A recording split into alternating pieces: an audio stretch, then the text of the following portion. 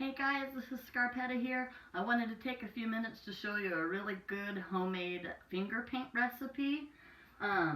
What I've started with here is just 4 tablespoons of cornstarch. And then I'm going to add to it a little bit of cold water until it makes a good paste.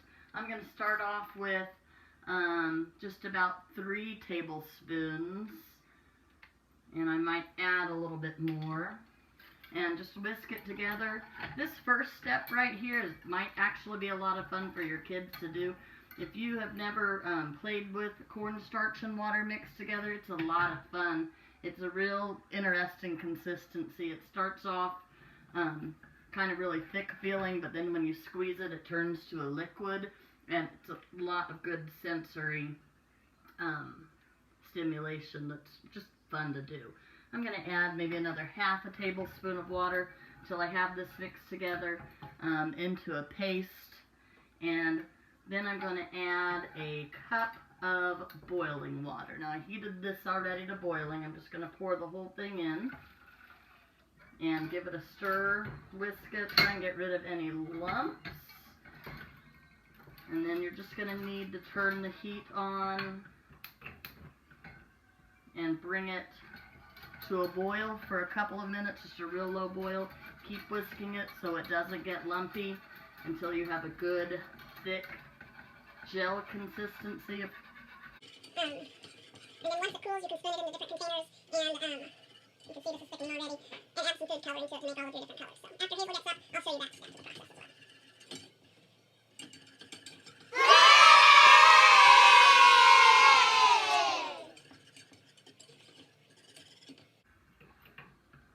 Good. And there you have it.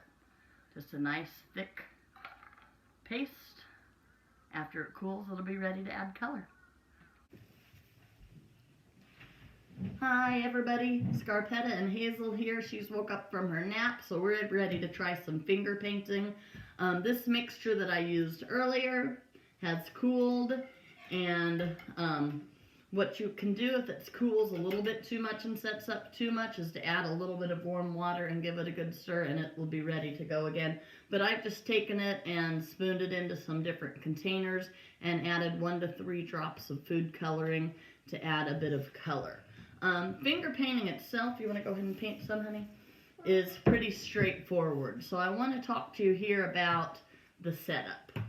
Go ahead. For our messy mat, I'm using a piece of foam core. This works great because they can't grab it and tear it. You can wipe it off fairly well, and you can reuse it over and over again. You can get a piece of foam core at the dollar store for just $1, and then just use it a bunch of times. And then every time I do something painting, especially if they're painting with their fingers, I have lots of wet and dry paper towels on hand just to keep it a little bit less messy. Let's try some blue. And then a lot of times I have questions about paper. You can certainly just use plain printer paper, and that works just fine, especially once this dries. It dries pretty firm. But there's a lot of other things that you can use. This is a cardboard box. I actually painted on this one last night when I was trying out. You can see this paint dries really lovely once you're done. Hazel's painting right now on just a piece of cardboard, the bottom of the box that was cut out. Or you can take paper. I've actually used wrapping paper on this one and tape it around a piece of cardboard. This works great if your kid has trouble reaching the table. You can take this and put it in their lap in the wheelchair, or they can pick it up and move it around so it's easier for them to reach. And then when you're done, after it dries, you can untape it from the cardboard and you have a nice piece of paper. When we're doing something like this where we mix together a lot of colors, I kind of like to try and limit them to 1 or 2 colors. That way you don't get as much of a muddy look. But this type of project isn't as much about how the final project looked.